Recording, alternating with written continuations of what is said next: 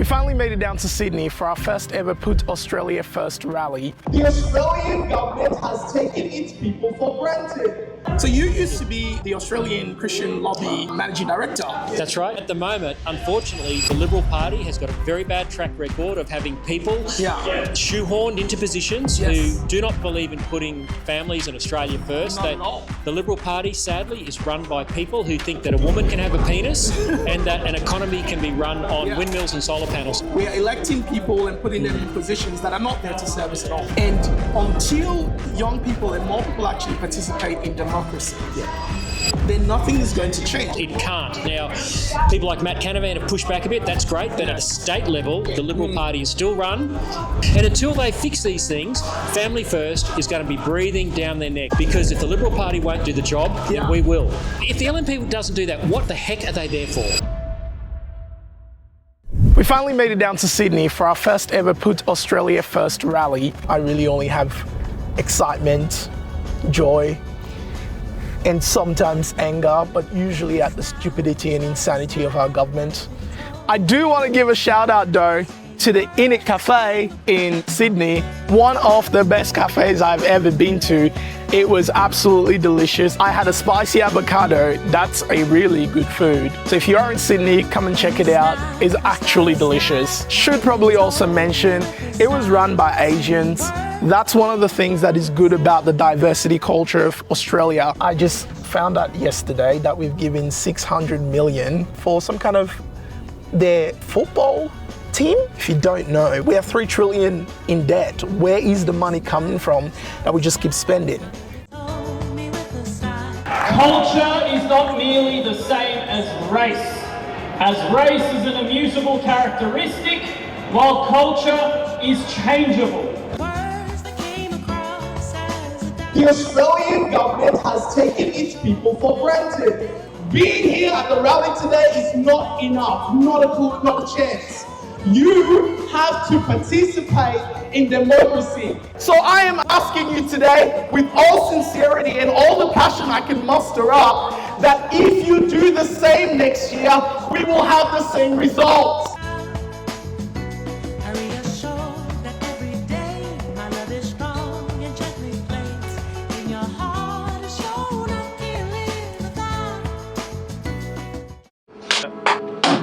Emeka Unscripted exists to ask the questions others won't, and to do it honestly. If this content educates, enlightens, or empowers you, consider supporting us on Patreon. Your support keeps these conversations independent, thoughtful, and alive. To be the Australian Christian Lobby Managing Director. That's right, Can you just give me a little bit about what that time was about for you? Yeah, I was at Australian Christian Lobby for 10 years, 5 years as Managing Director, and we fought lots of battles for Christian values, into bringing Christian values into the Parliament, into the public discourse, but the big one was the marriage debate, and that was a campaign we sadly lost. I remember that. I would like to see us regain the definition of marriage in law again, and that's a fight we've got to keep up. And I'd love to hear that. Well, of course. I think we both know there's a big battle on our hands, and we've got to get in the fight, and it's great to see guys like yourself, new voices coming into the fight. We are electing people and putting them in positions that are not there to serve us at all. That's right. They're serving their own interest and the interest of some foreign body that we barely know anything about. And until young people and more people actually participate in democracy, then nothing is going to change, because it's the same 40 people that elect the same person every year, really, pre-nominations. Yes. What's your thought on that? I agree with you, and I thought what you spoke about at the rally today was brilliant. I agree with that. That's an important strategy. We need people to get involved in the LNP, the National Party, Liberal Party, to go to those pre-selections and vote for people who will fight for our values. Who will represent you. And at the moment, unfortunately, the Liberal Party has got a very bad track record of having people shoehorned into positions who do not believe in putting families and Australia first. Not at all. The Liberal Party, sadly, is run by people who think that a woman can have a penis and that an economy can be run on windmills and solar panels. And the Liberal Party has been part of that. So you need good people on the inside fighting against those forces. I tried to get on the inside. They wouldn't have me. I have to fight on the outside through Family First. And I think it's both and. It's not either or. You need the voices on the outside, the voices on the inside, and hopefully we can coalesce. If we can get Family First people into the New South Wales Upper House, South Australia, Victoria, we can be a voice. You've got a platform there as a member of Parliament, and then you can work with other good people. Yes. The good guys, there are some good guys in the Liberal Party, not many, but there's some. You can work with the One Nation people, some are Libertarian, other independent. So you can form a coalition of people who believe in freedom and believe in controlled migration and proper energy policy and life issues. And would you say then that as a strategy, do you think it's ever going to be possible? Because for me personally, looking at history, I've lost faith in Labour, Liberal LNP, right? Yeah, but it's fallen apart again. Yes, yeah. And heart gets lost in it. The mission drift set in. Yes. So, when you've got Liberals who think that a woman can have a penis. they're no longer about their original mission. But this is, I say that, but it's not a joke, it's true. This is what they believe. It's crazy. Why is Gillian Spencer being punished by the LNP government in Queensland? She's been suspended from the Queensland Children's Hospital. That is just crazy. For years. The LNP's been in power for 1 year. Yeah. They're in charge of the health department. Yeah. She blew the whistle on the puberty blockers and the damage being done to little children through this LGBTIQA plus gender fluid ideology, and yet the health minister, LNP Conservative, will not give her job back. If the LNP doesn't do that, what the heck are they there for? So, okay, we saw the health minister overturn the whole puberty blocker thing. Because is their heart really in the truth? I don't know. I really wonder what their purpose is for. If you're in a kindergarten in Queensland, a 4 and 5 year old, do you have to give your pronouns? Yes. Why are they asking 4 and 5 year olds in Queensland under an LNP government? Yeah. So I just say those people who are in the LNP need to fight harder, and you need to fight in public and push back on Crucifeli and his education minister and tell them it's not right. I look forward to working next to you and being able to change things like what's happening with Dr. Gillian. Yeah, absolutely. She's a hero. She's a martyr. She should not be in that position, and politics could fix it. And that's why I'm annoyed at the Conservative side of politics, because that's an injustice that needs to be righted. There's lots of Liberals all around the country, and Susan Lee and the federal Liberals should be speaking out about the Sal Grover case. Yes. They should be speaking out about the Kirrily Smith case. My friend Kirrily Smith is about to be punished, probably could be fined $200,000 for calling out males playing women's soccer. I've been in a 6-year legal battle because 2 drag queens are suing me. It's cost $500,000. Seriously? 6 years of litigation. And again, no one in the Liberal Party has done anything. They're all silent about it. They're all silent. They should be fighting for free speech. We think our Anzacs fought and died for our freedoms, but we don't even have politicians who'll stand up in Parliament and fight for freedom of speech. I'm a little bit upset about it. They're so dispassionate when they talk about the state of the country. I watch them talk and I think, really, you could be a little bit more passionate about what you're delivering. They've been captured by people who think that a woman can have a penis and you can run an economy on windmills and solar panels. Well, I'm new in this game and I feel I am more energized than ever, and I think they're going to try and break my zeal at some point. I'm absolutely sure, but I look forward to it. Fantastic. This is why voices like you are important. We've got to keep speaking publicly and keep the space open, and eventually these people will go away. They're bullies, and we've got to keep standing up to the bullies. Well, if there is one thing you could communicate to the little audience that I've just started building for myself, and how they can support the movement from your perspective, what would that be or look like? Oh, look, I think keep sharing content that people like yourself are producing. Make it normal. Normalise it. Push back on the cancel culture. That's what I'd say. Okay. Let's exchange some details. That'd be awesome. Talking. Anything I could do to support it, please let me know. Thank you so much. Thank you. God bless. Stop the war, to stop it. Like in all the wars in history, they could have stopped it, but someone's profiting out of it. And it's always about the profit. Yeah, that's right. Yeah. That's why if you want to understand it, look at some of the material by RFK Jr. Yes. He'll tell you much about the war in Ukraine and what it's all about. Yes, yeah. Man, I wish that there were more people that were educated about the realities of what is happening in our country. My wooden fireplace, they can go fuck themselves.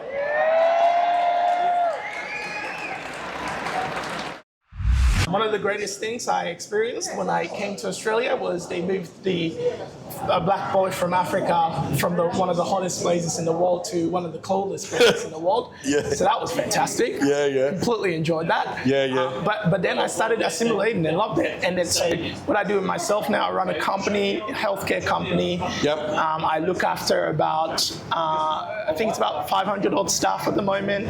Well, I think I started this journey online where I was I started to realize a lot of things since COVID. That's really where that journey started for me. A lot of things that you saw during that time when was not normal. There's no way it was normal. Every person with half a brain that wasn't buying into the narrative they wanted to feed us was like, there's something not right. And over time, I started realizing that's getting worse. I called it insanity. The deceit and the manipulation was starting to get worse. Well, now to the point where people will happily and openly say, we want children to be given puberty blockers, and we want teachers to support them to do that at the school level, and we don't want parents to be involved. And you actually will, in Queensland, you have a situation where somehow that became normal. Right. And if you come out and say, hang on, I think there's a problem with doing this to children. Yes. Right? You get in some states over in the US, they can lock you up. Yeah, 100%. For not giving your child blockers. 100%. And so I just continue to see these narratives building up, and it started permeating. It's everywhere. So it wasn't just for children. It's for the whole trans ideology. It's in the way the government is spending money. It's in the complete way that they ignore the people that they're actually supposed to be serving. I mean, we have a $3 trillion debt. Yeah, your local, state government debts, federal government debt. You're right. Federal government, they look at the federal. Yes. It's $1 trillion, or over $1 trillion. Yeah, but you add it all up. You add it all up, And so I was looking at all these things, the way taxation worked, the way the common man works so hard and earns very little of what they make, because not only do you pay it on your PYG if you earn that way, you also pay it when you buy any service or product. You know, I was thinking about something recently, and actually this was a thought that came across my mind yesterday.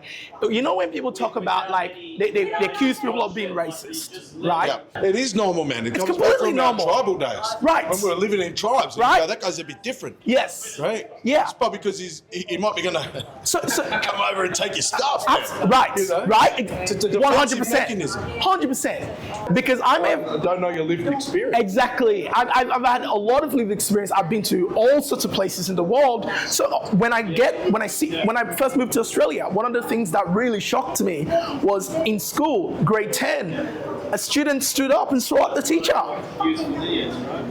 Do you know what will happen if you did that in Africa?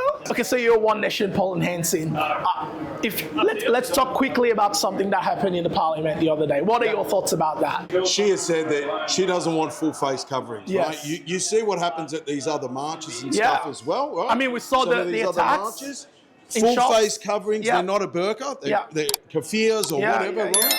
We shouldn't be walking into banks with helmets on. We shouldn't be going to protests. We shouldn't be smashing police cars. We see in Melbourne with these full face coverings on. And that's why we point out these hate preachers when they come over to Australia. And that, to me, is not racist. That is a self-defense mechanism. I appreciate that. Thank you for your time. Thank you so much. Thanks, Stuart.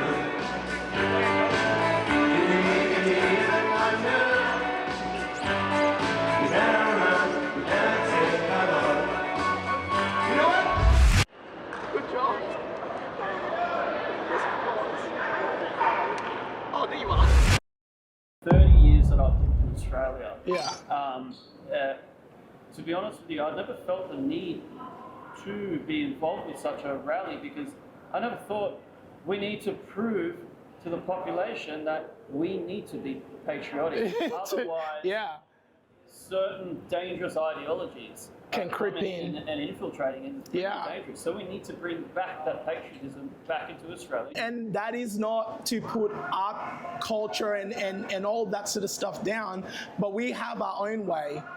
We have the way from where we're from, and that's good for where we're from. I would never want them to rewrite, although I have to say there's probably a lot of things I would like them to change, because if my place, where I'm from, if Africa was as good as it could be, and it has the potential because it has good people there, if it was as good as it could be, guess what? I'll still be there. There will be no reason for me to come here. So you briefly mentioned a very critical point, and that is we don't want to have here what we literally have there. Fled. So people migrate not because they're necessarily want to leave their own ancestral homeland. Yeah. In one short sentence, we really need to put emphasis on protecting and preserving Australian values and culture. Yeah. Okay? Yeah. Those are two separate things. Yes. Australian values is one thing, and then a subset of that is Australian culture. Yeah. Because American values, British values, and Australian values are relatively similar to one another. Yeah, yeah. And we've seen our government almost facilitating the rewriting of our values and our culture. Yeah. They're facilitating it by allowing and designing systems that import people in the droves. But also, I mean, you look at what is happening with the country, a country that has the ability to be so wealthy. You know what, man?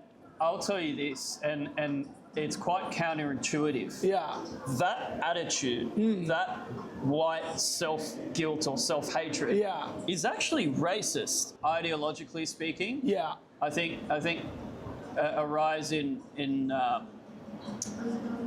narcissistic Marxism alongside as an alliance with Islamism, the rise in Islamism. Yeah. I think are the two greatest cultural threats in not only Sydney but in Australia overall. Wow. And unfortunately, this is quite a new phenomenon, but we're also seeing a rising trend in Nazi-affiliated behaviour. Before 1979 is now run by 7th century clerics, Islamic clerics. Wow. Okay? How that happened was a lot of people were misled by Marxism and Islamism, that alliance that I'm talking about, such that the sense of Iranian patriotism was lost, and then there was a void in society. When there is a void, someone's going to fill it up, right? Yeah. So the Islamists and the Marxists came together. Eventually, the Islamists took supremacy and took control of the nation, and that's exactly what happened post-1979. And now we have an Islamic regime whereby pre-1979, women had suffrage rights before Switzerland. And now women are half the value of a man by constitutional law under a Sharia gender apartheid. That's so the crazy. same thing is happening in Australia. If we don't have that strong, unified sense of Australian patriotism, you will allow other harmful ideologies such as Marxism and Islamism to infiltrate and prevail. And that's what we're seeing. And that's why part of my advocacy as a first-generation immigrant Australian is to tell people, hey, you guys really need to bring this patriotism back. Don't think it's racist. Don't be afraid. There's nothing racist about wanting to protect and preserve Australian values and culture. Because values and culture has nothing to do with race. Doesn't matter like what you do and where you are in the world in Australia, you can be a voice too. You can play a role because like you, I've identified that there is a need. That more people need to have a voice. So we have to continue to stand and stand tall. It's our moral obligation, man. Absolutely. Thank you for the chat. It's been great. Bro. Legend. Champion. Thank you, man.